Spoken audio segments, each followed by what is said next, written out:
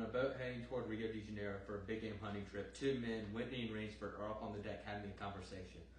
Both of these men are passengers. Whitney notices an island up ahead and tells Rainsford that it is known as Ship Trap Island, and it is very dangerous and evil. Then Whitney goes to bed, leaving Rainsford out on the deck smoking his pipe. Then suddenly Rainsford hears gunshots. Climbing up on the railing to get a better look, he falls overboard into the ocean. In the pitch dark, he follows the sound of gunshots and crying animals to find his way to the island. Once he makes it ashore, he collapses and immediately falls asleep. Rainsford wakes up the next day and starts searching for food when he finds a bloody area where he can tell a big animal had been shot down.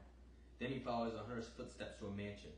A huge man named Ivan answers the door and refuses to help him, but then General Zaroff invites him in and offers him some nice clothes to change into so they can have dinner together. As he enters the dining room and sees all the mountain animal heads on the wall, Rainsford begins a conversation with Zaroff about hunting.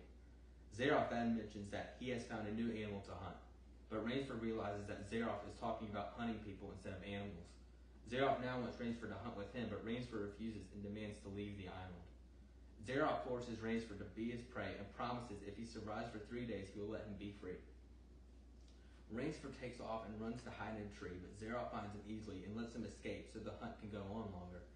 Then Rainsford sets a series of 3 traps. The first one only wounds Zaroff, the second one kills one of the hound dogs, and the third one kills the big guy known as Ivan. Zaroff and his dogs corner Rainsford at a cliff, and Rainsford jumps off into the ocean below.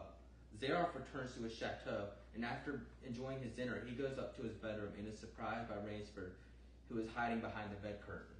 Before they fight, Zaroff says that one of them is going to be a meal for the dogs that night, and the other will sleep in this very excellent bed.